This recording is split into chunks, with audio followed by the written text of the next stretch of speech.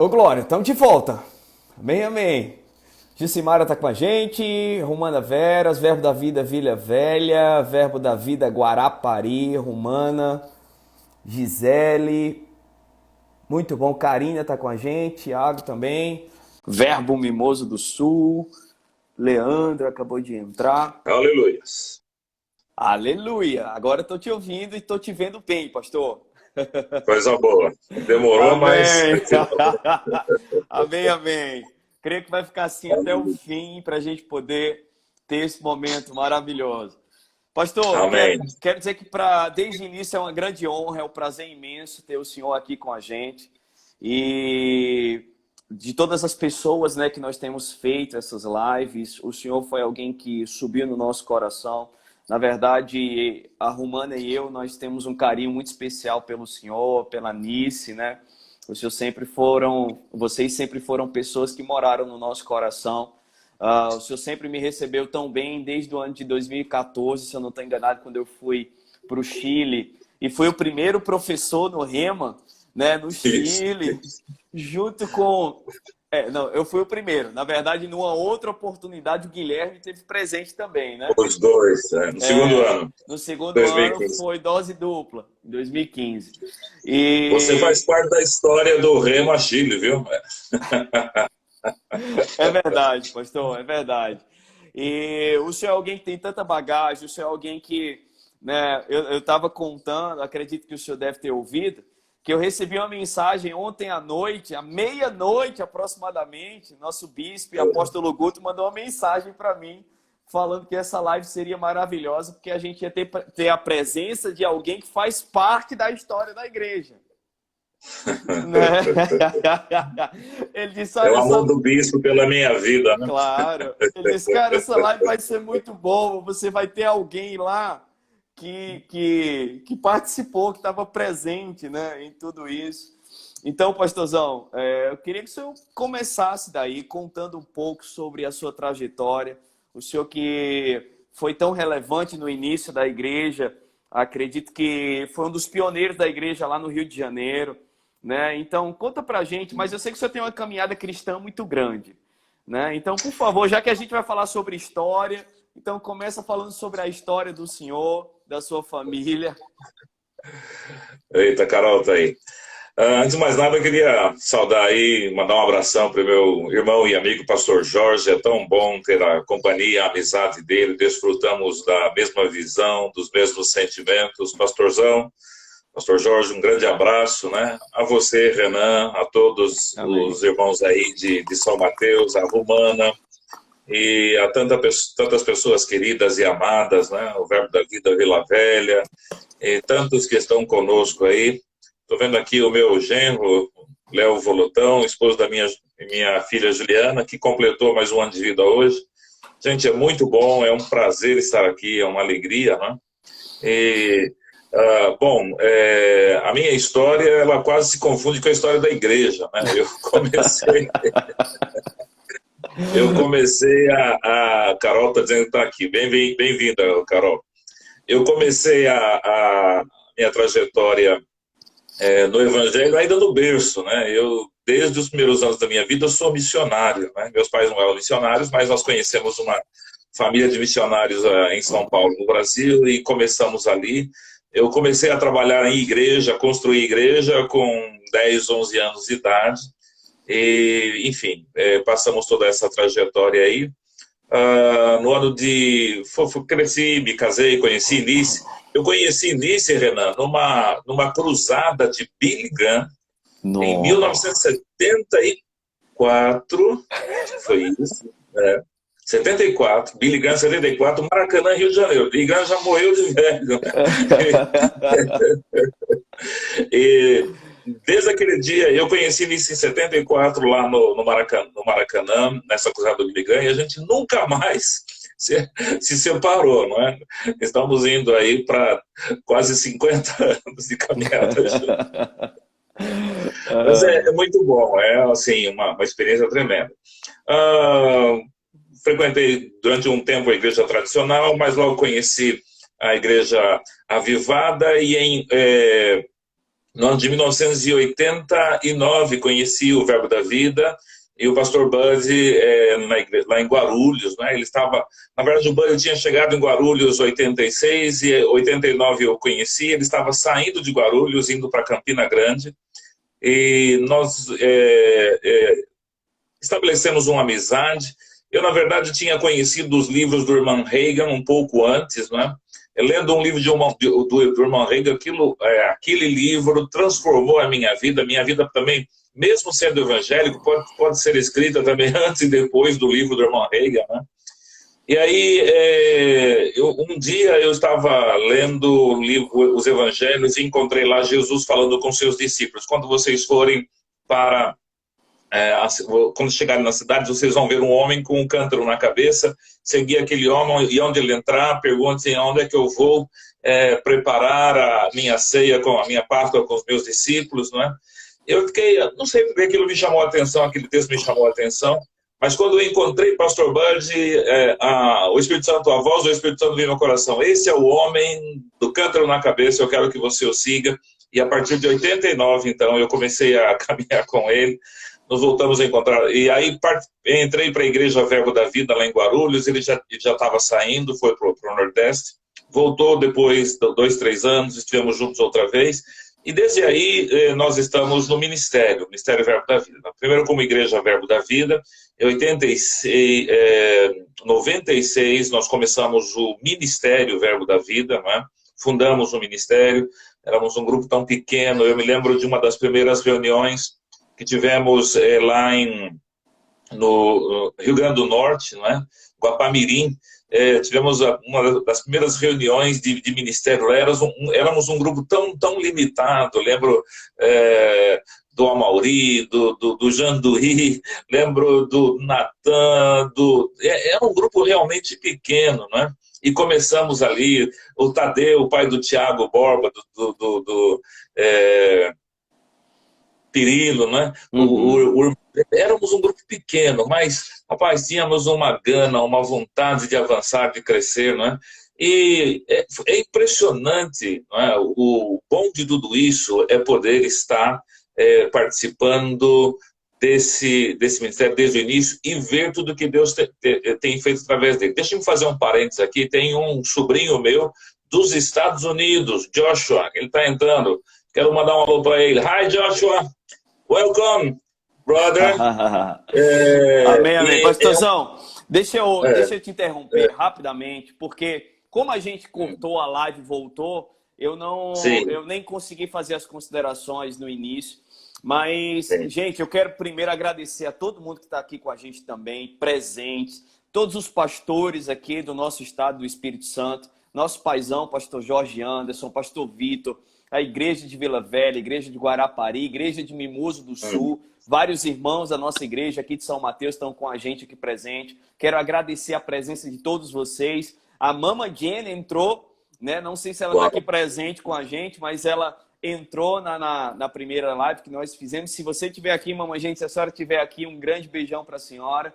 E, pastorzão, mais uma vez quero dizer como é bom ter esse momento com o Senhor, como é tão enriquecedor para nós. E quero estimular, incentivar todo mundo a poder ofertar na sua vida de uma forma poderosa. A gente tem aqui o link do PicPay, né, que não está no seu nome por uma questão de apenas de países diferentes. A gente não conseguiu ajustar isso muito bem, mas a Carola Honório está aqui com a gente, junto com toda a tropa Honório hoje, né? Família Honório em peso está aqui com a gente. Então, quero agradecer a todo mundo e, por favor, pastor, continua que tem muita história para a gente ouvir hoje. Então, minha irmã, a mãe do Joshua também, Meire, está aí. Um beijão, Meire. Então, desde 89, aliás, eu conheci pastor Bud através da Meire, minha irmã. Ela que conheceu Bud primeiro e me levou à igreja de Guarulhos. E desde esse tempo eu estou lá. Então, Renan, eu pude ver, né, a Igreja Verbo da Vida nascendo e pude ver o Ministério Verbo Vida nascendo e acompanhar toda essa trajetória, toda essa história do Ministério Verbo da Vida e ver a seriedade com que sempre Bud Wright, Guto, Mama Jen e todos os outros irmãos trataram essa obra, esse ministério, Canrombé, a seriedade de Canrombé, de Amauri, de Marisete, não é? Desse pessoal todo, não é? Sempre tratando as coisas de uma maneira muito séria, muito reverente, colocando o coração, não é?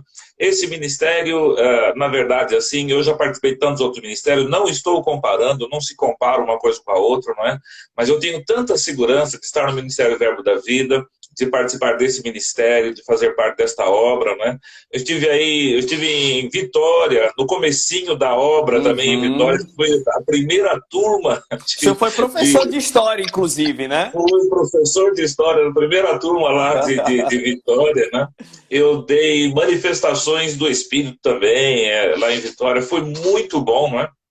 Então, eu posso dizer uma coisa com o coração, não é? Com toda certeza, com toda a convicção da minha vida, né?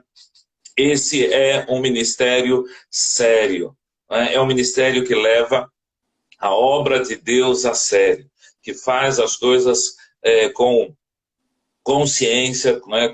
Com temor. Eu sei que muitas vezes essa palavra temor é uma palavra que a gente mal entende, não é? Temor para nós brasileiros está muito associado ao medo, mas temor, na verdade, é respeito, é reverência. Uma vez eu ouvi uma pregação falando sobre temor, temor é levar Deus a sério. Amém. Esse ministério é um ministério que leva a palavra de Deus a sério.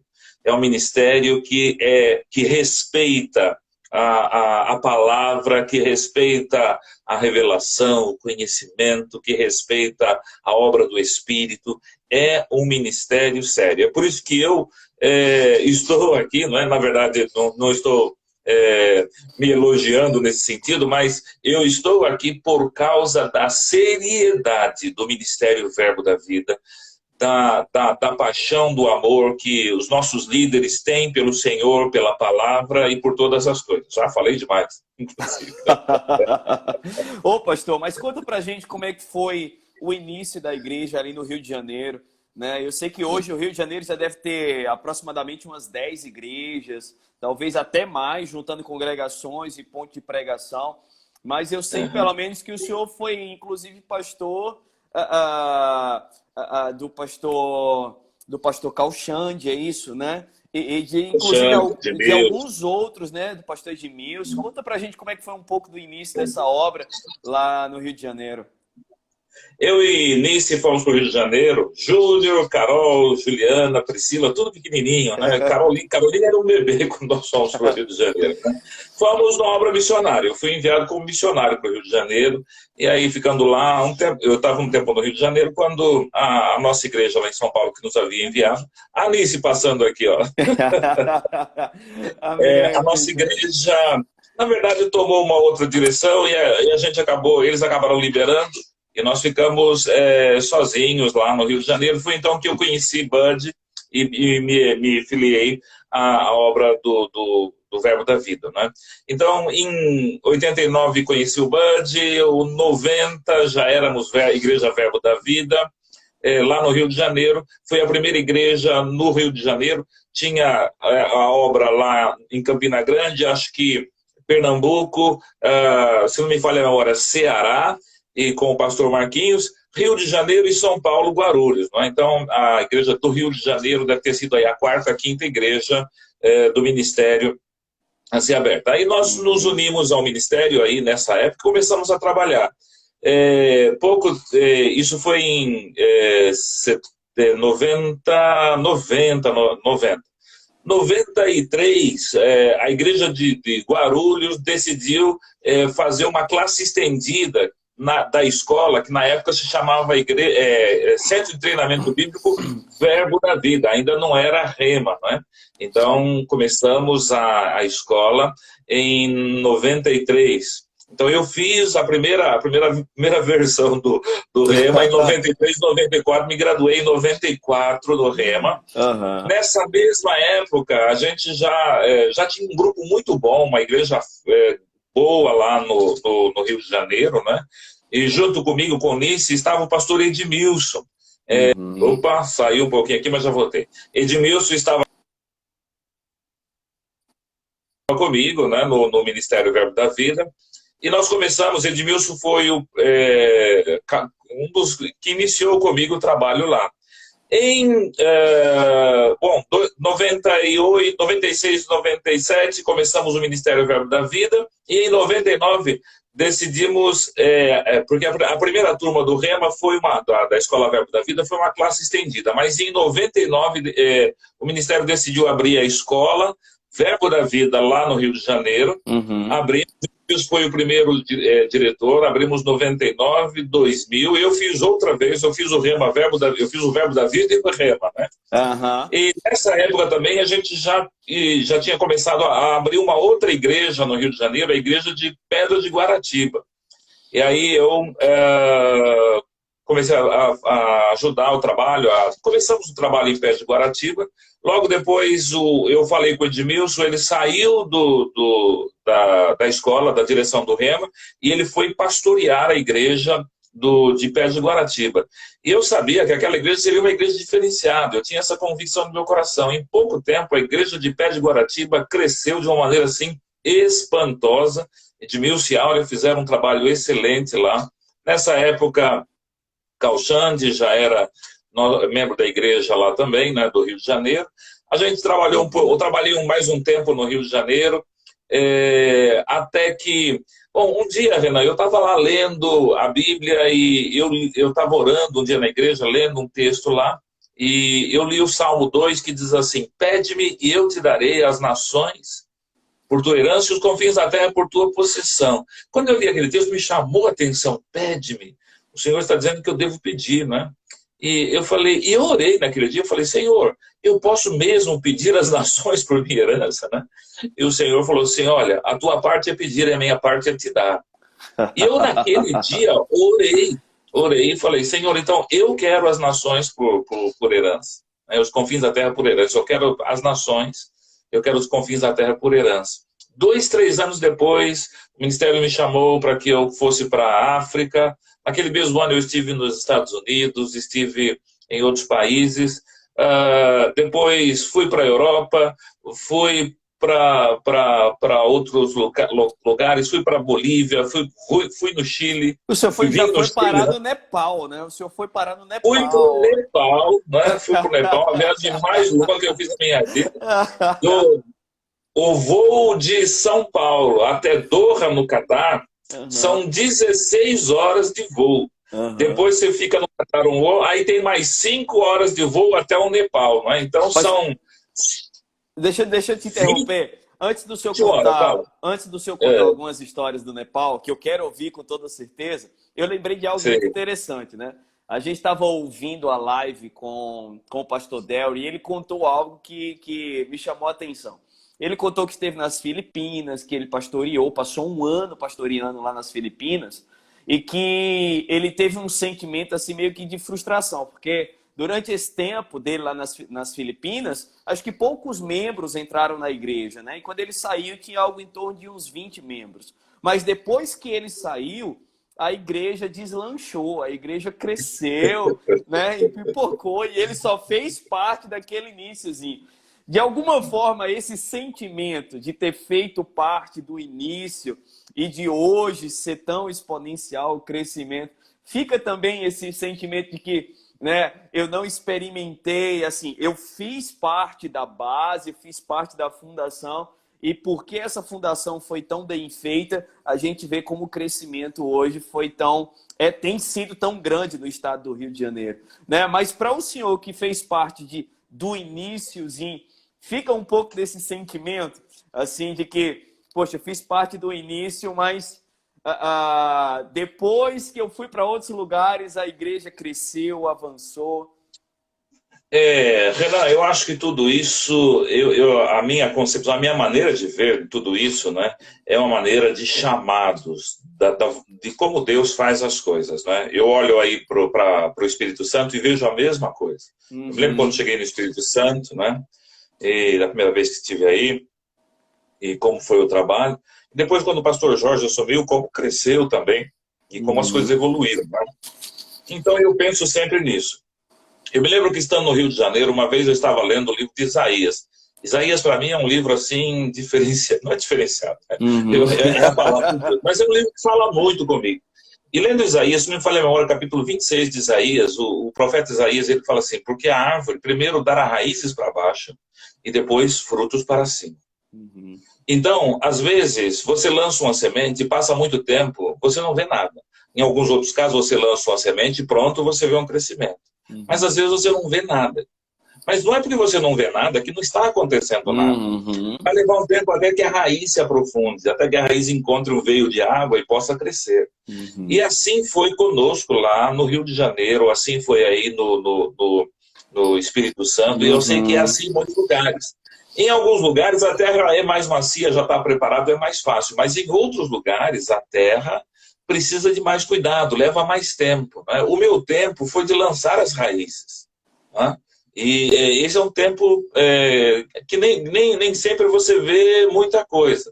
Mas depois que a raiz está firmada, vem o tempo do crescimento para cima e dos frutos, não é? Então, Rio de Janeiro, eu vejo, teve o tempo das raízes, hoje é o tempo dos frutos. E graças a Deus, as raízes foram eficientes e está dando muito fruto, né? Uhum. Agora, eu também acho assim que tinha que ser outra pessoa para fazer essa segunda parte. Uhum. Né? Tinha que ser outra pessoa para tocar a segunda parte. Aliás, Paulo, isso está de Paulo acordo fala, com né? Paulo de fala acordo com sobre os que plantam e os outros que regam, né? Exatamente. Tem aquele que planta e o que rega, mas é Deus quem dá o crescimento. Então eu vejo as coisas dessa maneira. Na verdade, às vezes eu tenho aquele sentimento, mas quando eu vou ao Rio de Janeiro, vejo a igreja. Quando eu vou no Rio de Janeiro, a igreja da Pedra, o Edmilson foi minha ovelha, batizei, fiz o casamento dele, apresentei os filhos, Calxande a mesma coisa, batizei, só não fiz o casamento, mas apresentei os filhos. Pastor Edier, que está em Madureira, né, foi minha ovelha, trabalhou comigo. Pastor Sérgio, que está em Bangu, minha ovelha, trabalhou comigo. Tantos outros pastores lá foram minhas ovelhas. E quando eu vou no Rio de Janeiro, eu falo assim, cara, eu acho que eu fiz um bem para essa igreja indo embora, que eu fui embora e cresceu bem, né? É verdade. Que legal. Mas eu estou muito feliz com o que Deus está fazendo lá e com o trabalho que os meninos estão fazendo lá, né? Eu estou muito feliz e vejo que Deus faz as coisas da maneira certa, né? Tinha que ser eu para lançar as raízes, tinha que ser eles para dar os frutos, né? E assim, a gente pode ver isso acontecendo de uma forma muito forte aqui no estado do Espírito Santo. De como a obra tem crescido de uma forma tão gigantesca, né? E de uma forma tão saudável.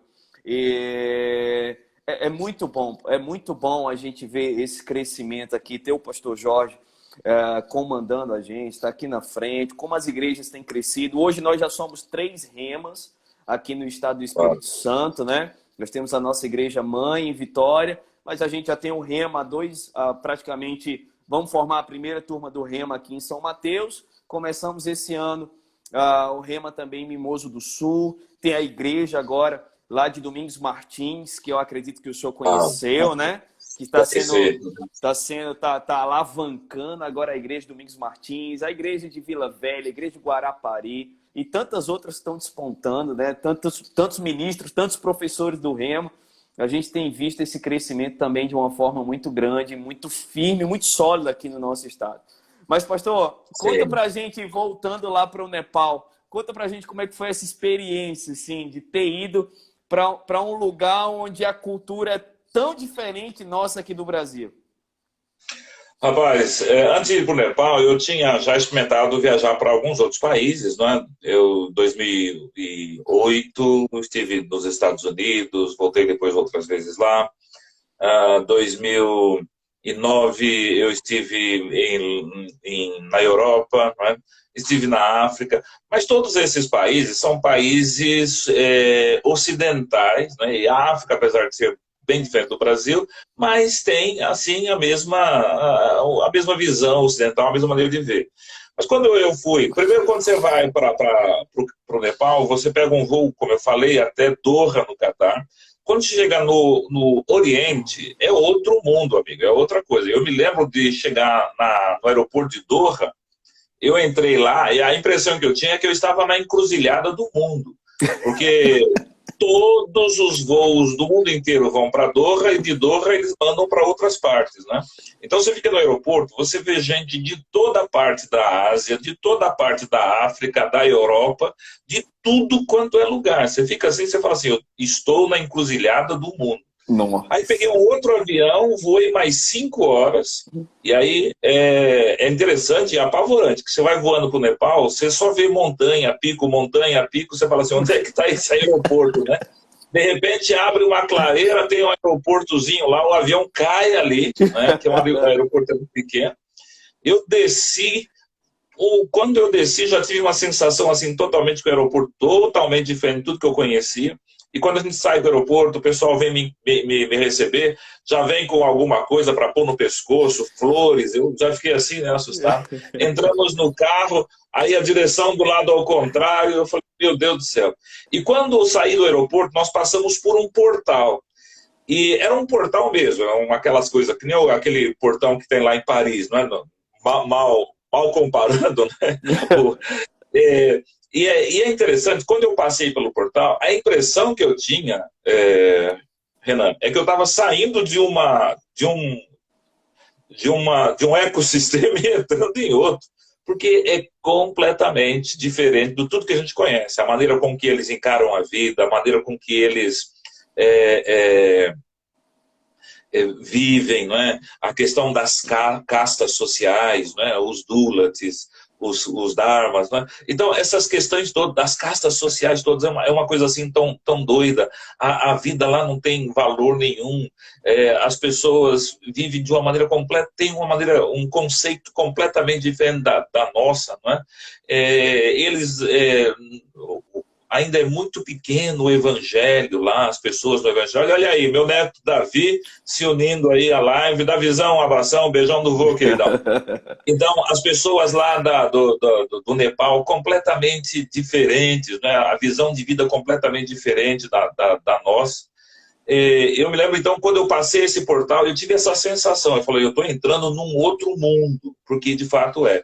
E foi, assim, para mim, uma experiência tremenda, um crescimento muito bom, né? Eu cresci muito quando cheguei ali, por ver assim que o mundo não é o que eu conheço, né? O mundo não é a cidade onde eu vivo, a minha vila, a minha igreja. O mundo é um mundo. E Deus ama a cada uma dessas pessoas, né? Os que são iguais a mim e os que são totalmente diferentes de mim, né? Deus ama os que são cristãos como eu, ama também os que são hinduístas, os que são budistas, né? O budismo começou lá. Deus ama a todos, e é assim impressionante. Então, essa experiência de estar no Nepal foi uma experiência assim fantástica, né? Eu trabalhei lá 2 vezes, 2 anos, né? Foi uma primeira vez, depois voltei um outro ano para trabalhar. Foi muito bom. Conheci muita gente boa, muito missionário brasileiro lá no Nepal, fazendo um trabalho fantástico, né? E eu me lembro que uma vez eu fui pregar, tinha uma igreja lá antiga, que uma parte da aristocracia nepalesa foi para a Europa para estudar, e quando eles voltaram, levaram uma igreja presbiteriana para lá, me convidaram para a igreja presbiteriana. E eu fiquei tão indignado, porque quando eu cheguei na igreja presbiteriana, o pastor da igreja presbiteriana, ele era Dharma, não era da casta mais alta. E tinha um co-pastor que era Dulat, da classe mais baixa. E assim, você nasce numa casta, você vai morrer naquela casta. Dulat são os pobres. E você não pode trocar de casta. Não se mistura. E o que aconteceu? A filha do pastor se apaixonou por esse pastor Dulat. E eles iam se casar. E o pastor estava dizendo, não vai casar, minha filha não vai se casar com o Dulat, porque ela vai levar o nome dele. Rapaz, eu fui para o púlpito e falei assim, vocês não entendem nada de Cristo, né? Porque pastores têm esse tipo de discussão, né? Você imagina como é que é a situação, né? Mas foi, assim, uma experiência boa, né? A gente tinha a sensação, na semana que eu cheguei, uma semana depois que eu cheguei lá, né? O pessoal me deu a notícia, olha, essa semana entrou um leopardo aqui na casa do vizinho e pegou uma criança. Como é que é isso? Como é que é isso, né? Mas foi uma experiência, assim, muito boa, viu? Uma Ah, experiência fantástica, né? Posso que falar um pouquinho bom. mais disso? Claro, pastor. Fica à vontade. Na verdade, hoje eu vim com um grande sentimento de te ouvir, porque eu parei para pensar. História da igreja. O que é que eu lembro de história da igreja? Só o que está escrito. Só o que está escrito ali no livro de Atos é o que mais ou menos eu lembro. Né? Não dá para interagir muito com o senhor sobre esse assunto. Porque eu estou aqui para te ouvir, pastor. Vamos lá. Então, eu me lembro que uma vez eu estava lá no Nepal e o pessoal falou assim: olha, a gente vai fazer uma visita para uma tribo, para os Chepangues, né? Que é uma tribo que fica lá no alto da montanha. Falei, como? Bom, alto da montanha no Nepal é brincadeira, porque os picos lá, só no Nepal tem 5 picos com mais de 8.000 metros. Então, alto da montanha é onde, né? É... o Eu fui Everest. lá no Everest, Olha rapaz. Eu aí. fui no Everest. Aí eu falei, tá bom. Aí no outro dia acordamos de manhã, pegamos um jipinho lá, e o, carro, o missionário falou assim, pastor, o senhor dirige, que eu não sou, eu comprei o carro agora, mas ainda sou muito novo. Eu falei, tá bom, dirijo. Só que o carro, a direção era ao contrário. Eu falei, meu Deus do céu, que furado. Pegamos o carro, viajamos por 3 horas de viagem, pelas montanhas lá do Nepal. Aí chegamos num ponto lá, falou, agora vamos deixar o carro aqui e vamos lá uma caminhadinha. 6 horas subindo uma montanha. 6 horas. O ar acabou, acabou a graça, acabou a fé, acabou... Olha, eu confesso, aquele dia acabou tudo. Eu me lembro que nós estávamos passando por um local, eu olhei ali e falei, rapaz, aquilo parece uma toca de tigre. E tinha, de fato, fezes, algumas coisas assim, você vê as pegadas, eu falei, rapaz, isso aqui é pegada de tigre, desse tamanho isso pode ser de tigre, né? E o missionário, nada, ele caladinho, caminhando ali, a gente seguindo a fileira, né? Aí eu me lembrei do Discovery, que o tigre ataca sempre a última pessoa, ele ataca sempre pelas costas, falei, bom, então eu vou andar na frente, porque se atacar, vai atacar quem estava atrás. Nós éramos 4, eu fui atrás do missionário lá. Rapaz, eu vou te contar, 3 horas depois de caminhada, eu já não aguentava mais, eu estava esgotado, acabado, carregando muito peso, e eu comecei a orar. Eu olhei para o meu amigo, um amigo que eu levei para o Nepal, eu olhei ele lá no último da fila, eu falei, esse é o que o tigre vai pegar, né? Aí eu comecei a orar, falei, Senhor, eu não aguento mais, as minhas forças se foram, e eu não sei, voltar é pior do que avançar, eu não sei qual que é pior da vida, né? E quando eu falei assim, Senhor, eu não aguento mais, me socorre. Rapaz, naquele momento chegaram 2 pessoas, 2 criaturas, no alto da montanha, no meio do nada lá. 2 criaturas chegaram e disseram assim, vocês querem que nós ajudemos vocês? Eles falaram num outro idioma lá, né? Aí eu pensei comigo, rapaz, não está vestido de branco, não tem asa, mas é anjo. Porque aqui aparecer só pode ser resposta de Deus. Eu falei, tá, meu filho, eu não vou nem discutir com você, tá aqui a minha bagagem, né?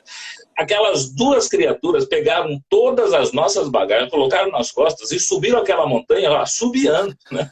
Eu estava morrendo. E eles foram subindo aquela montanha como se estivesse acontecendo nada. Quando chegaram lá em cima, do mesmo jeito que chegaram, eles foram embora. Deixaram as nossas bagagens em cima da montanha e foram embora. É Eu anjo, só falei, pode ser anjo. não era gente, era anjo. Era anjo. Mas ainda assim, eu estava tão... Né? Nós saímos de madrugada de Katmandu, viajamos todo dia, caminhamos 6 horas, chegamos na montanha, lá na tribo Chepang à noite, fomos dormir, eu nem sabia, né? Dormi num paiol lá onde tinha milho estocado e era, na verdade, tinha tanto rato, e a gente dormindo em saco de dormir, foi uma loucura.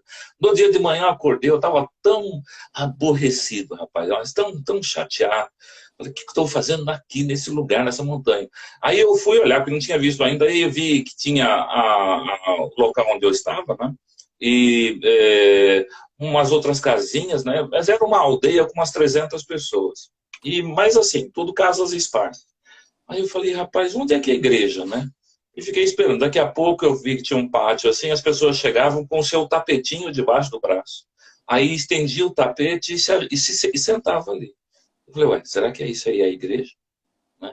Aí as pessoas foram chegando, cada um vinha com o seu tapete debaixo do Seu braço, estendia e tapetinho. colocava ali, né? E eu Nossa. olhando aquilo, eu falei, rapaz, será que eles vão tomar café ou é a igreja mesmo?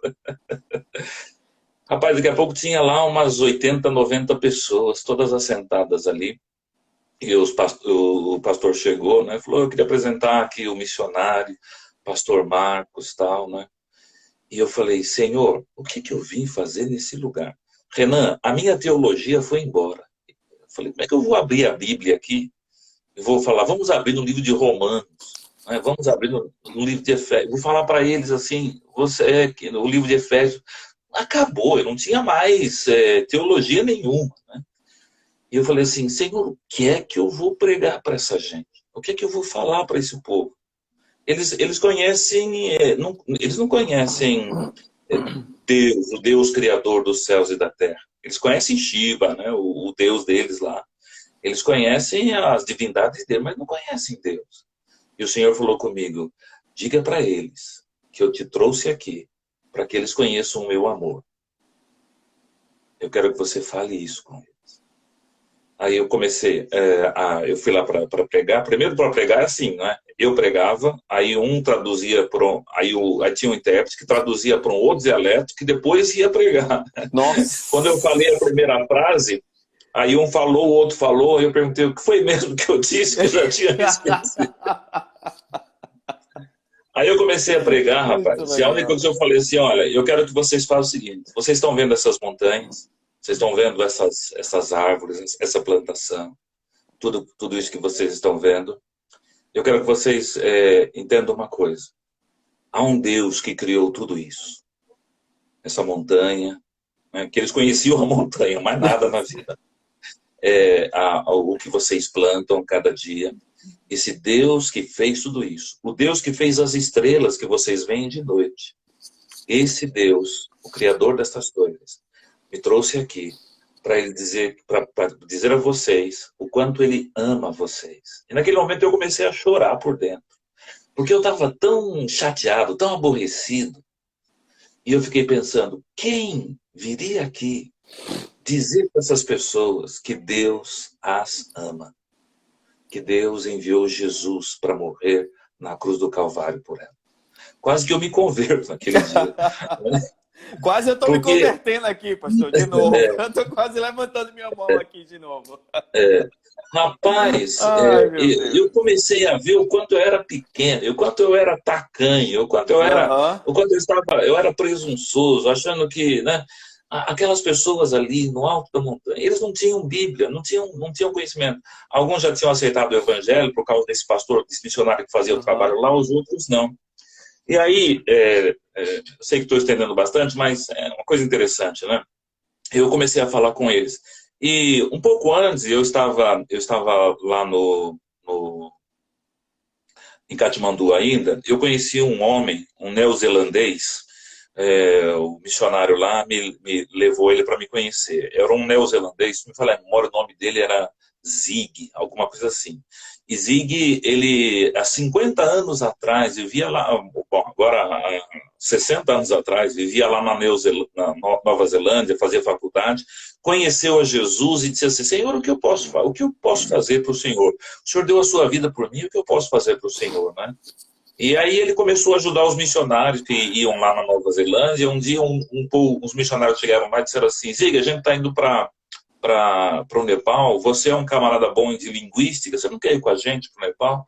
Falou, eu vou, e foi para o Nepal. Quando chegou no Nepal, descobriu que no Nepal havia muitas etnias que não tinham Bíblia, eles não tinham uma escrita, não tinham uma tradução da Bíblia. E ele falou assim, eu vou ficar aqui, e eu vou traduzir a Bíblia, e essa geração, eles vão poder ler a palavra de Deus. Todas as gerações passadas dos nepaleses, dos chepangues, não podiam ler a palavra de Deus, mas Ig decidiu ficar lá e fazer a tradução da Bíblia.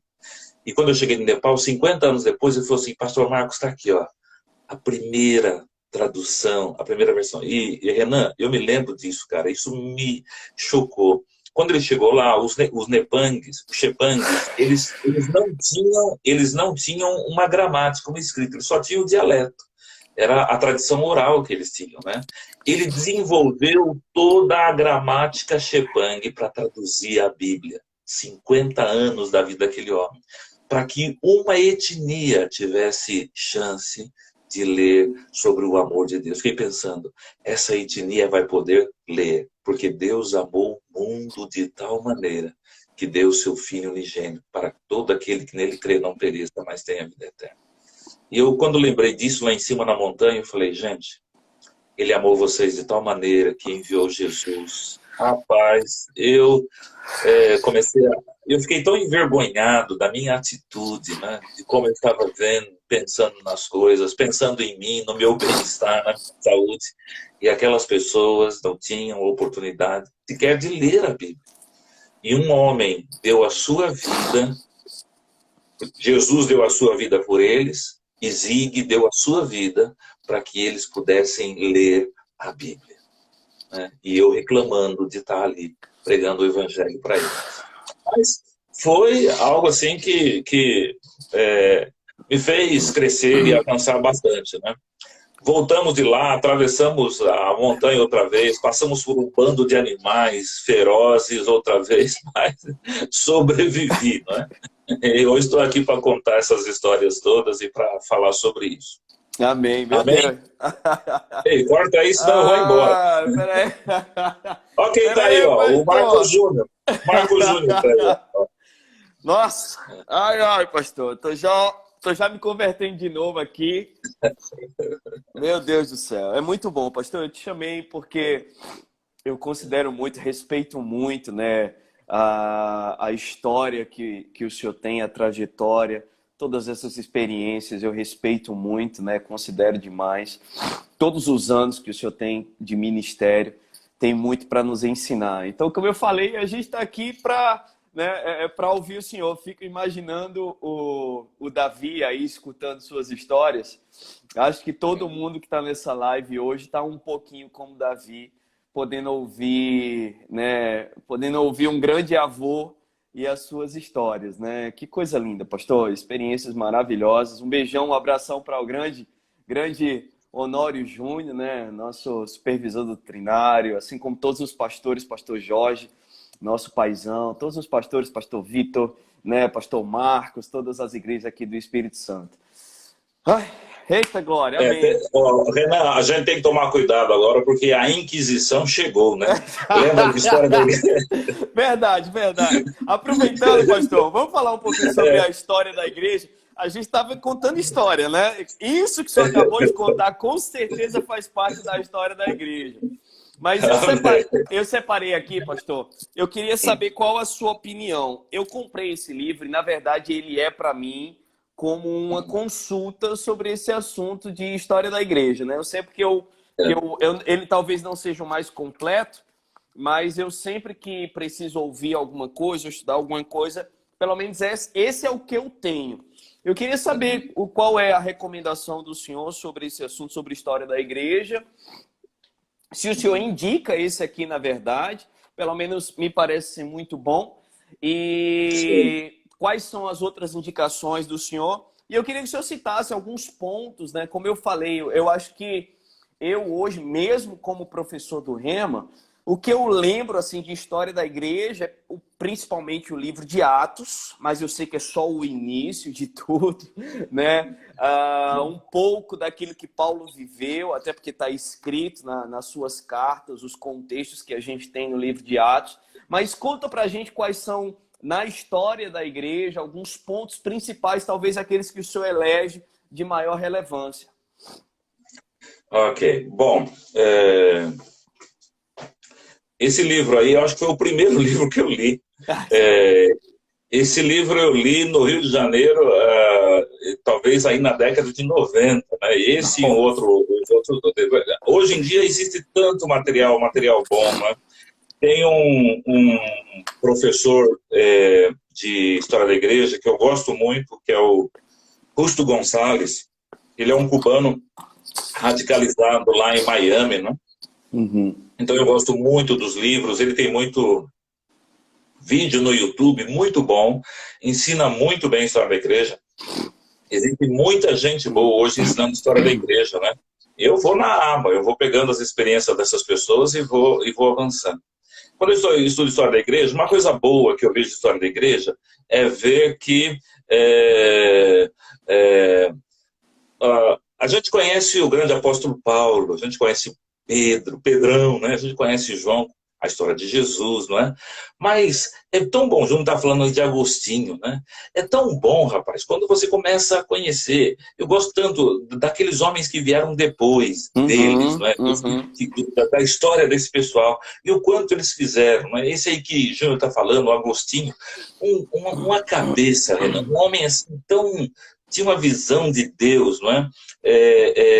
E tantos outros, Tomás de Aquino, eu sei que a gente está falando de gente da Igreja Católica, mas Tomás de Aquino era um homem que amava tanto a Deus, amava tanto a Deus, amava tanto ao Senhor.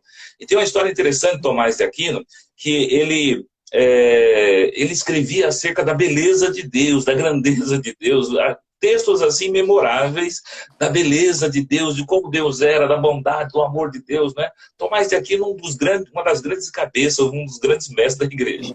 E Tomás de Aquino morreu, e aí está lá, e o pessoal preparando Tomás de Aquino para a sepultura, para enterrá-lo, né? Aqueles preparatórios todos. Ele está lá deitado, de repente ele abre os olhos, levanta, e aí todo mundo espantado ao redor dele, olha para ele, e ele fala assim, gente, vocês lembram tudo que eu falei acerca de Deus? E aí o pessoal espantado. E ele falou assim, esqueçam, ele é muito mais do que isso. Meu Deus! Fechou os olhos, deitou de novo e nunca mais voltou. Meu Deus! Se fosse Então, nos dias de hoje, o meme do caixão ia se encaixar perfeitamente, né? exatamente. Então, conhecer a história de Orígenes, Policarpo, conhecer a história de Inácio, conhecer a história desses homens, o que eles fizeram, o que eles ensinaram. Né? A gente percebe assim que, graças a Deus pela palavra de Deus, graças a Deus pelo livro de Atos, pela história que Lucas contou, escreveu, pelos evangelhos todos, graças a Deus por isso. Mas a nossa história, a história da igreja é tão rica, tão rica, tão rica. Não é? Os homens que vieram no tempo da perseguição, né? Os que foram perseguidos, Justino Mártir, tantos outros, as histórias dos mártires que a gente nem tem os nomes deles, às vezes não é, esses historiadores, Justo Gonçalo conta muito, Eusébio, um grande historiador da igreja, fala muito sobre esses mártires, o quanto sofreram, o quanto padeceram. A gente sabe que Paulo foi decapitado em Roma, Pedro crucificado de cabeça para baixo, mas teve gente que sofreu atroz, não é? Policarpo e tanta gente boa, né? Depois outros grandes homens, como eu falei, Agostinho, Anastácio, o Tomás de Aquino e outros tantos. Depois vem a história da reforma da igreja, começa com Wycliffe, com John Hus, depois passa ali por tantos outros irmãos, não é? Vem a história de Lutero, depois Lutero, Calvino, e tanta gente, não é? que fez parte dessa história, Zwinglio, não é? Tanta gente que fez parte dessa história, e a gente fica pensando assim, rapaz, a história da igreja é tão rica. E sabe, Renan, uma coisa interessante, hoje em dia as pessoas falam assim, não, a ciência que é a última palavra, a ciência que é a verdade. Eu sempre, quando prego, digo assim, verdade é a palavra de Deus, que ciência muda, e muda muito. Né? Mas, presta atenção numa coisa, se existe uma ciência que comprova a palavra de Deus, é a Bíblia. Perdão, se existe uma ciência que comprova a história de Deus, que comprova a Bíblia, é a história de Deus, é a história da igreja. Por quê? Porque a história da igreja mostra, não é, o caminho da igreja. Aí o Júnior querendo fazer inveja para a gente, dizendo que teve na casa de John Hus lá, né? Eu Mas nem sei quem é esse. A história da igreja, ela mostra como a Bíblia tem razão, como a Bíblia está certa, e que as coisas vão mudar, e que o que está escrito vai acontecer, não é? Então, a história da igreja é a ciência bíblica, é a ciência que prova a Bíblia. É interessante, eu tenho esse conceito, né? Quando eu olho para a história da igreja, a gente vive por fé. Mas se alguém quer uma prova histórica, quer uma prova científica, a história. História é Amém. prova. Amém. Coisas, né? Pastorzão, Porque tudo que Deus falou aconteceu. Vamos jogar um pouco de responsabilidade. A gente tem tantos pastores, professores do Rema maravilhosos aqui. Fala pra gente um pouco sobre a relevância que é conhecer, né, nem que seja o básico de história da igreja, para nós que somos pastores, mestres, que pregamos a palavra. Dá uma puxada de orelha aqui na gente. Renan, uma das coisas que eu acho mais importantes de conhecer a história da igreja é saber assim, nós somos homens e a gente tem que seguir a palavra e saber que Deus vai conduzir todas as coisas, né? Júnior está falando aí de Calvino e Zwingli, né? Acontece o seguinte, a igreja nasce lá com Jesus e com os apóstolos. Os apóstolos mesmo, lá no princípio, né, quando você lê o livro de Atos, eles achavam que Jesus era para os judeus. E eles se recusavam. Pedro, ele teve dificuldade de pregar para os gentios, para Cornélio. Cornélio. Né? A igreja, quando chega lá em Antioquia, vamos mandar o Barnabé para lá. Né? Então, eles tinham dificuldade em receber os gentios. E até que Deus fala até que o Senhor falou com Pedro, depois com Paulo, né? Jesus escolhe Paulo para levar o evangelho para os gentios.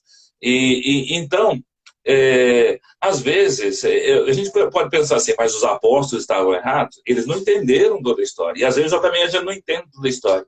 E é interessante quando você lê toda a história da igreja, a igreja foi muito perseguida pelos romanos, sofreu, venceu o Império Romano. Aí Roma se torna cristã e Roma começa, e agora você vê, a igreja começa a perseguir os que não são cristãos, não é? Você vê aqueles anos todos e a igreja perseguindo tanta gente lá que não era cristão, tanta gente que não estava alinhada com a visão da igreja, perseguido. Aí vem a reforma luterana. A reforma luterana, Lutero, um homem impressionante. Eu amo a história do Lutero, uma pessoa. Mas Lutero, ele escreveu algumas coisas lá que, quando você lê, você fala assim, não é possível um homem de Deus escrever essas coisas, não é? Depois você vê o próprio Zwingli lá na Suíça, a reforma na Suíça, a igreja oficial começa a perseguir os puritanos na Suíça. Inclusive, há uma história de que um dos pastores puritanos foi morto pela igreja oficial da Suíça. Né? O próprio Calvino, lá em Genebra, ele consente na morte de uma pessoa que também era opositora. Né? Estas coisas todas é que não encanta o sofrimento e as mortes, mas me mostra a importância de sabermos assim. Às vezes nós pensamos assim, somos a última Coca-Cola do deserto, somos a tampa de crush, né? Mas muitas vezes a gente não percebe. Né? Esses homens no passado, grandes homens, fizeram grandes coisas, realizaram tantas obras boas, né? Mas também não perceberam que foram preconceituosos e injustos. Muitas vezes hoje a gente às vezes vê ainda, né, esse mesmo ranço, essa mesma atitude preconceituosa no seio da igreja. E a gente precisa aprender isso com a história, né? A evitar os erros que eles cometeram. Eram homens de Deus, fizeram grandes coisas, realizaram grandes obras, né? Mas em alguma situação deram algumas mancadas. Isto é possível, não é? As coisas, a vida é assim. A gente precisa entender que quem vai conduzir todas as coisas, né, é aquilo que Paulo diz em Filipenses capítulo 1, verso 6. Aquele que em vós começou a boa obra, ele há de aperfeiçoá-la até o dia do Senhor Jesus. É muito interessante que o próprio nosso amado Kenneth Hagin conta, né, um pouco sobre os seus erros no ministério, né, sobre o seu constante crescimento. Pastor Band, ele ministrava sempre nas conferências sobre quando ele vivia, quando ele estava na outra igreja, né? E conta pra gente sobre esse avanço, esse constante crescimento. E acredito que é sempre muito importante a gente manter o nosso coração de servo, o nosso coração sempre de aprendiz, né? A gente sempre vai ter algo para aprender, inclusive com as pessoas que muitas vezes a gente nem imagina, né? Sempre tem esse constante crescimento. Algo maravilhoso, eu acredito que é muito bom mesmo. Pastor, e assim, deixa eu fazer algo aqui com o senhor. Quais são Eu sei que o senhor é quase uma enciclopédia referente a datas, né? Porque, meu Deus do céu, mas quais foram, pastor, para o senhor as datas mais relevantes na história, né? Datas que, assim, mudaram de uma forma drástica mesmo o andamento da igreja. Eu acho que a gente está vivendo hoje uma nova fase, um novo período na igreja de Cristo. Mas ao longo da história, quais as datas que mais te marcam? Bom, na verdade nós dividimos a história em períodos, né? Então tem a igreja apostólica, a igreja perseguida, a igreja imperial, a igreja medieval, a igreja reformada, a igreja moderna, e alguns dividem ainda na igreja atual, né, na igreja avivada, que é a igreja dos nossos dias. Mas nesses períodos todos existem algumas situações que assim, de fato são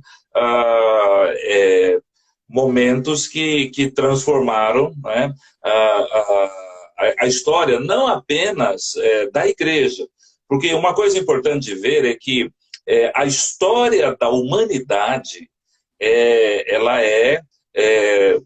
de alguma maneira permeada, né? De alguma maneira dirigida pela história da igreja. A igreja mudou a humanidade. Hoje em dia, quando a gente fala em direitos humanos, hoje em dia, quando a gente fala de reconhecer as pessoas, essa visão toda que o mundo tem hoje, né? Isso tudo vem do cristianismo, né? Jesus, ele não mudou apenas o cristão, ele mudou a história do mundo, né? Então começa com Jesus, começa lá a história da igreja no dia do Pentecostes. O Pentecostes é uma data tão impactante, né? Porque eu estava pensando esses dias, né? Hoje em dia, alguns anos atrás, a gente dizia assim: quando Jesus voltar, todo olho verá. Quando eu era jovem, Renan, a gente pensava assim: como é que todo olho vai ver Jesus voltando? Ele vai voltar em Jerusalém, eu estou aqui no Brasil, como é que eu vou ver, né? A gente não tinha ideia. Hoje em dia, com a internet, com a televisão, você vê ao vivo tudo que está acontecendo no mundo no mesmo momento, né? Uhum. E olhando para a história de Pentecostes, eu vejo uma coisa interessante, né?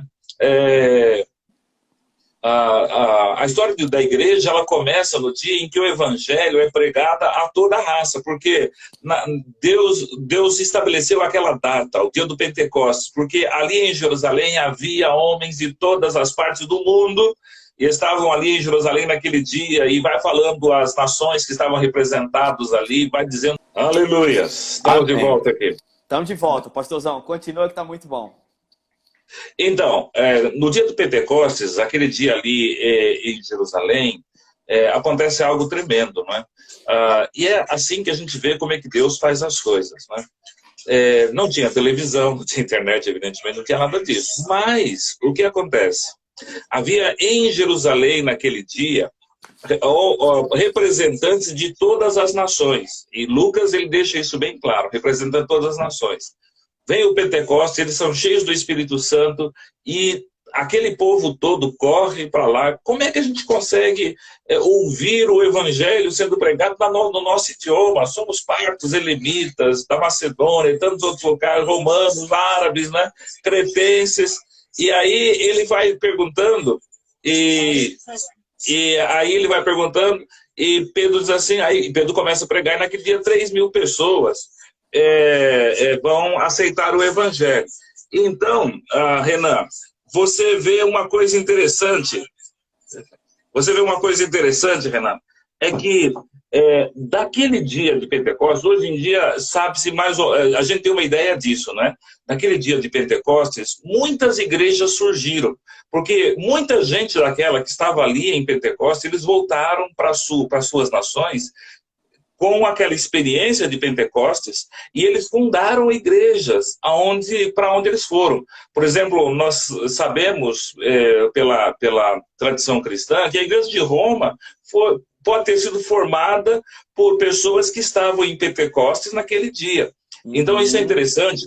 A igreja da Etiópia, né? Quando Mateus chega na Etiópia, tinha uma igreja na Etiópia. Então, essas situações nos mostram que Deus, ele tem os seus caminhos e ele sempre cria coisas novas, não é? Quando nós começamos essa situação da pandemia, parou tudo aqui e eu pensei assim, gente, acabou a igreja, e agora como é que eu vou fazer? Não tenho mais como ir para a igreja, né? De repente, alguém fala, pastor, vamos fazer os cultos pela internet. Hoje em dia, a gente está começando uma igreja aqui em Santiago, né? Os primeiros dias da igreja aqui em Santiago, uma igreja pequena. Mas eu pregava para um grupo reduzido, pequenininho. Hoje em dia, eu prego, às vezes, para 200, 300 pessoas. Né? E eu estou pregando muito mais agora do que pregava quando podia ir para a igreja. Né? Antigamente a gente tinha um culto num local, hoje em dia a gente tem cultos todos os dias na casa dos irmãos. Né? Então, Deus sempre tem os seus caminhos. Pentecostes é uma dessas marcas, né? Uma dessas situações, para mim, uma marca na história da igreja. O evangelho começa a ser pregado. Até aquele momento o evangelho era para os judeus, a partir daquele momento a igreja nasce, a igreja para todas as nações. E qual foi a marca? Né? Eles começaram a falar em outras línguas, conforme o Senhor lhes permitia. Há outras tantas marcas na história, né? A morte do apóstolo João, né? No final ele passa aqueles anos todos ali, João, o último apóstolo a morrer, e ele vai para a ilha de Patmos, não é? Fica anos na ilha de Patmos, e na ilha de Patmos, aquele lugar horrível, a ilha de Patmos era o último lugar do mundo que alguém gostaria de conhecer, era um local de sofrimento mesmo. João velhinho vai para a ilha de Patmos, passa algum tempo lá, e naquele inferno, né, ele tem a visão mais gloriosa que um homem pode ter na vida. E a gente vê que o reino de Deus, dentro de nós, ele é ilimitado, né? E tantas outras datas, eu não, assim, gosto muito da história de Lutero, de como Deus vai abrindo caminho, como Deus operou na vida de Lutero, né? Como ele, aquele homem tão perseguindo tanto uma consciência de justificado e não tinha, até que um dia ele lê um versículo tão simples, né? O meu justo viverá pela fé. Aquilo tem um impacto na vida dele, ele abre os olhos, não é pelas obras, é pela fé. E ele deseja, então, que toda a igreja entenda aquilo, afixa lá as 99 teses na porta da igreja de Wittenberg, cria uma revolução no mundo inteiro. Aquela revolução, a reforma marcou a história da humanidade, termina com o período da Idade Média e começa o período da idade da Igreja Moderna, né? Porque foi algo assim realmente da Idade Moderna, porque foi algo assim realmente fantástico, né? Mudou a maneira das pessoas pensarem. Calvino vai para Genebra, começa uma sociedade tão diferenciada lá em Genebra, outros irmãos, nós, Zwinglio na Suíça, Genebra e Suíça é a mesma coisa, mas o Zwinglio ali também com Calvino, e outros tantos, não é? Homens e mulheres espalhados pelo mundo inteiro. Vem a igreja moderna, e aí começam os missionários. Eu gosto tanto desse período da história, não é? Quando William Carey, ele vai para a Índia, ouve aquele chamado, né, do Senhor, e ele prega aquela mensagem, né? Faça grandes coisas para o Senhor e espere grandes coisas do Senhor, né? Aham. Ele vai. Antes dele, a história de John Wesley, como John Wesley ele Aham. foi impactado, ele naquele navio, voltando daquela experiência missionária para ele frustrante, né? E ele encontra com a igreja Morávia, recebe o batismo do Espírito Santo, chega na Inglaterra e começa a pregar, incendeia a Inglaterra, o avivamento na Inglaterra, nos dias de Wesley, John Wesley, Samuel Wesley e Whitefield, George Whitefield, né? Foi um avivamento tão poderoso que os historiadores entendem que a Revolução, naquela mesma época, estava acontecendo a Revolução Francesa, muita gente perdendo a vida, e aquela semente da Revolução Francesa não chegou na Inglaterra, porque a Inglaterra estava experimentando um poderoso avivamento com John Wesley, com George Whitefield, né? John Wesley, ele inflama Dave Livingstone, que vai para a África, e aquele homem Aham. faz uma obra Aham. maravilhosa na África, O, atravessa a África o David, de um lado para o outro. Fala. eu lembro de um testemunho do David Livingstone, o senhor pode me corrigir? O David Livingstone era aquele que colocava o vírus mortal de várias doenças na mão, no telescópio, e fazia esse teste, né? E o vírus morria a ter contato na mão dele, porque ele pregava sobre o espírito de vida que operava na mão dele, sobre a Esse, vida na dele. verdade, foi um outro. Me foge o nome dele agora, eu sei quem você está falando, eu vou lembrar lá já. Tá, Mas Dave beleza. Livingstone, ele é importante porque ele vai para a África. Nenhum homem ocidental tinha penetrado na África ainda, né?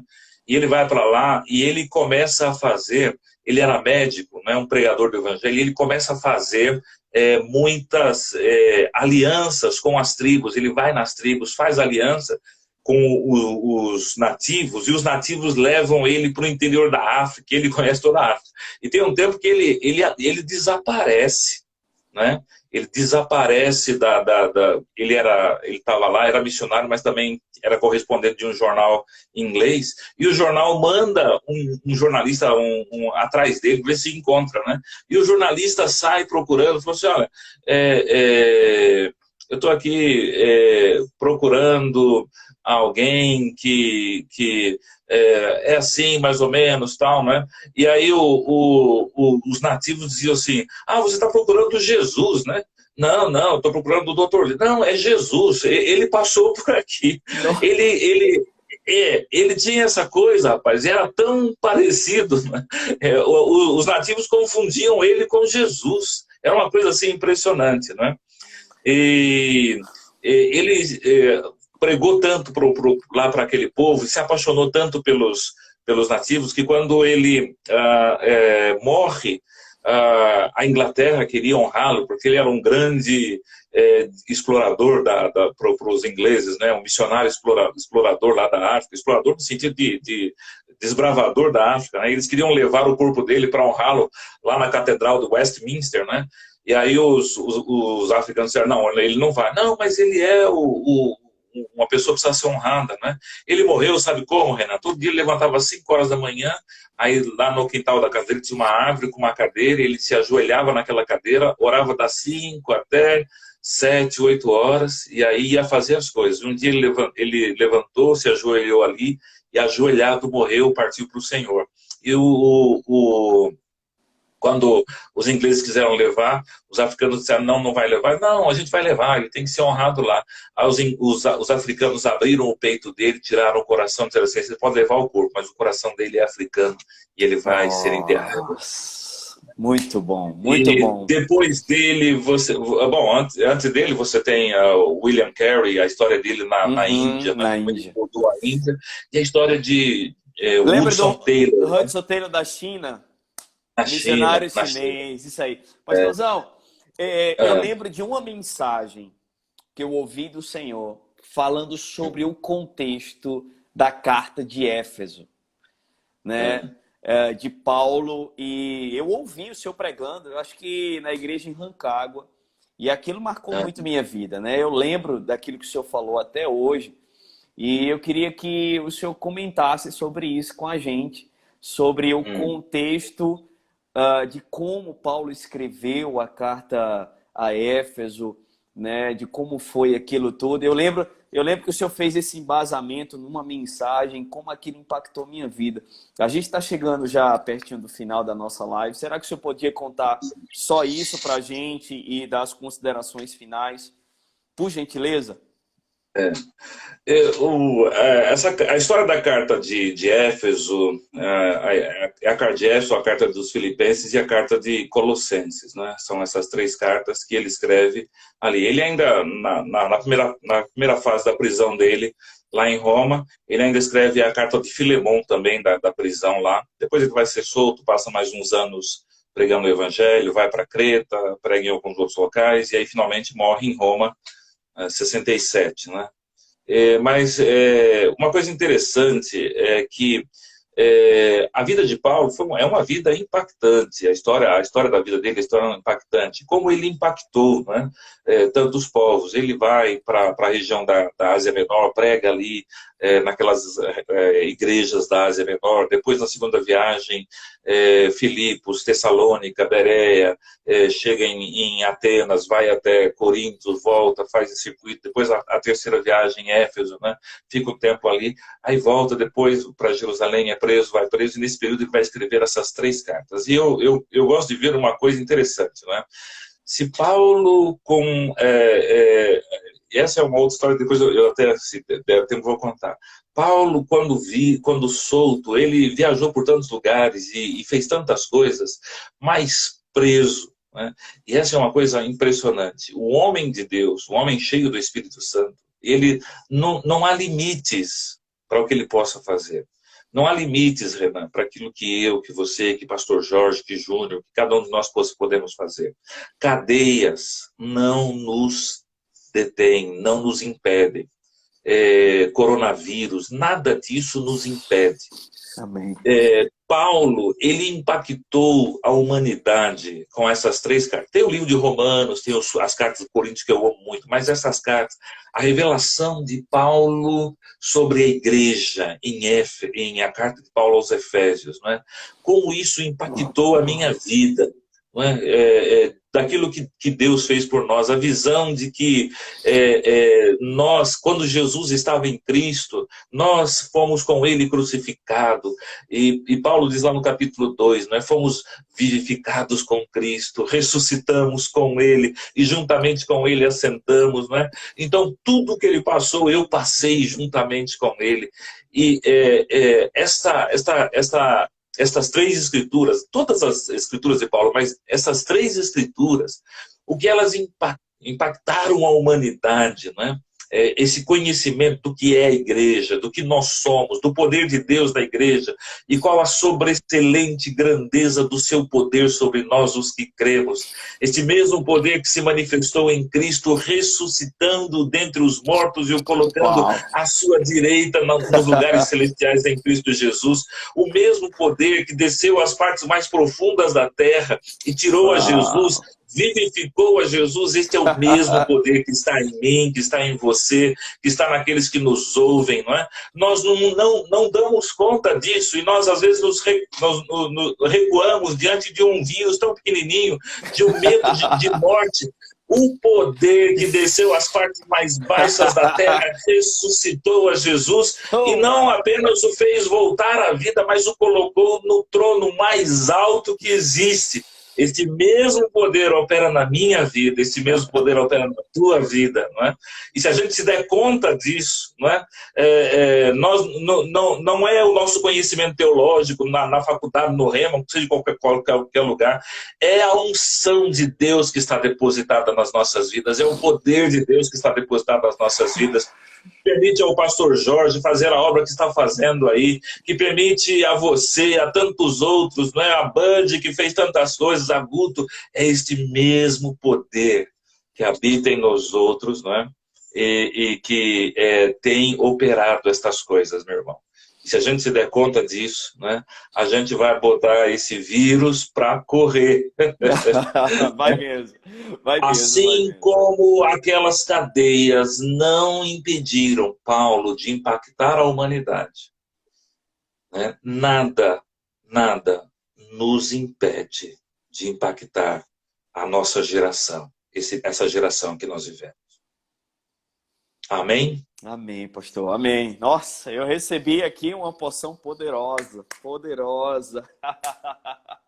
Muito bom, que palavra, pastor. Muito obrigado, viu, pelo Senhor ter Amém. aceitado esse convite. Quero te agradecer também publicamente pela oportunidade que o Senhor me deu, né, a mim e a Romana. Nós participamos agora há algumas semanas atrás de uma live poderosa, na verdade uma reunião de supervisão. O Senhor é um dos grandes supervisores do nosso ministério, né? Na verdade, o Senhor é um supervisor internacional. Olha que coisa maravilhosa, né? Tem acompanhado e tem ajudado tantos e tantos pastores. Acredito que muitos pastores, muitas famílias hoje estão debaixo da autoridade do Senhor. O Senhor é um líder espiritual para eles, tem supervisionado várias e várias obras. E eu quero agradecer de coração, viu, pastor? O Senhor sempre teve um carinho tão especial comigo, com a Romana. No ano passado nós estivemos aí no Chile e o Senhor não deixou a gente ficar no hotel. A gente ficou aí com o Senhor durante uma semana, acho que pouco mais que isso. E muito obrigado de todo o coração, viu, pastor? Eu considero muito toda a bagagem que o Senhor tem. E o Senhor nos enriqueceu demais. Agradeço de todo o coração. Não somente ao Senhor, como a Nice também. Todo o período que eu tive aí Amém. no Chile e ensinando aí no Chile, a Nice me tratava como verdadeiramente um filho. Eu ficava até meio constrangido às vezes de tão bem que eu fui tratado por vocês. Tá bom? E foi muito bom, né? Foi um período que a gente desbravou ali no Rema, lá em Rancagua. Foi um tempo literalmente desbravar, né? E foi emocionante, um tempo maravilhoso, um tempo muito bom. Sou muito grato a Deus por cada experiência que o Senhor compartilhou, pelas experiências que eu tive a oportunidade de viver aí no Chile também junto com vocês. Agradeço ao meu paizão, pastor Jorge, que está aqui com a gente também. Obrigado, paizão. Obrigado ao pastor Vitor, pastor Marcos, a todos os pastores que estão presentes, professores do Rema, né? Muitos professores. A gente recebeu uma aula demonstrativa hoje do Rema Brasil e eu agradeço de coração. Gente, antes de você sair, abençoa a vida do pastor Marcos, manda aí uma oferta generosa para eles, né? Porque eu creio numa abundante colheita para a vida de todos nós. Pastor, se o senhor tiver mais alguma coisa no coração que queira compartilhar, por favor, a gente está no finalzinho já da nossa live. Quero agradecer mais uma vez a todo mundo que está presente. Se o senhor tiver mais alguma palavra, por favor, fique à vontade. Renan, queria falar para você, queria falar para o Jorge. Jorjão, meu amigo, né? Um queridão do coração. Amo o pastor Jorge do coração. Amo você, Romana, amo todos vocês aí. E eu tenho, nesses dias aqui, Deus tem tratado comigo. Tem sido um tempo assim especial de experiências com Deus, né? E a primeira coisa que eu queria te dizer, Renan, pastor Jorge, sejam ousados. Esse não é um tempo de se esconder. Esse é um tempo de ser ousado. Ouse levantar a cabeça, não se envergonhe do Evangelho de Cristo, é o poder de Deus. Então, levante a cabeça, pregue a palavra, anuncie o Evangelho. Isaías capítulo 60 diz assim: eis que as trevas cobrem a terra, mas sobre ti raia a glória, brilha a glória do Senhor. Então, o mundo pode estar em trevas, mas sobre nós brilha essa luz, a luz do Senhor. Então, ousadia, Renan, para pregar o Evangelho aí. Isaías capítulo 43, o Senhor diz assim: eis que estou para fazer coisas novas na terra. Farei para vós um caminho novo e rios no deserto. Vocês podem perceber? Né? Então, Deus é especialista em fazer coisas novas.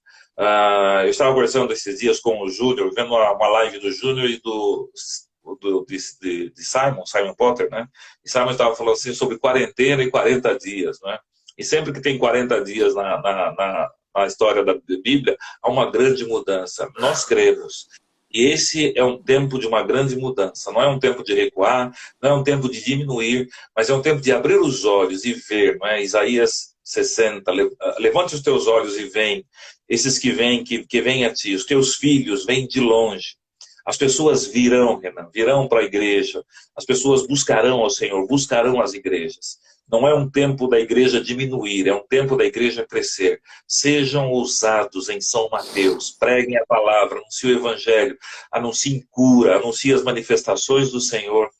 Deus vai fazer coisas tremendas através da vida de vocês aí no Espírito Santo, em São Mateus, em Vitória, Guarapari, Domingos Martins. Deus vai fazer uma obra maravilhosa nesse local. Sejam ousados. O mundo está em trevas, mas sobre nós a glória do Senhor resplandece. Amém. Coisas novas. Amém? Amém, amém. Obrigado, pastor. Obrigado Amém. de coração, viu? Obrigado mesmo. Agradeço a todo mundo que participou. Mamãe Jane acabou de entrar aqui na live. Aleluia. Beijão, Amadé. Beijão. Oh, beijão. Amamos a senhora, viu? Amém, amém, amém, amém. Glória a Deus. Pastor, obrigado mais uma vez ao senhor, a Anícia, a Mamãe Jane, pastor Jorge, Lucimar. Quero agradecer a Romana também, que é minha esposa linda e maravilhosa. Inclusive, a Romana tem um testemunho poderoso, o senhor sabe disso. Né? O senhor profetizou sobre a vida dela, nosso casamento, né? Ela tem algo poderoso. E assim que eu cheguei, essa grande bênção, aqui ela não teve nenhuma dúvida. Né? O senhor foi um grande João Batista pra gente. Obrigado de coração. Amém. Obrigado a todo mundo, gente. Um grande beijo. Fica com Deus. A live Beijo vai a ficar todos, salva. beijo a todos. A live vai ficar salva no Instagram e logo depois a gente vai colocar no canal no YouTube também. Amém, amém. Amém. Terça-feira a gente vai fazer uma live com o pastor Jorge às 22 horas e o título da live vai ser Coisa de Cabra Macho. Olha aí, que maravilha. A cara dele. A cara dele. Vai ser muito bom. Tchau, gente. Fica com Deus. Tchau, tchau. Tchau, tchau.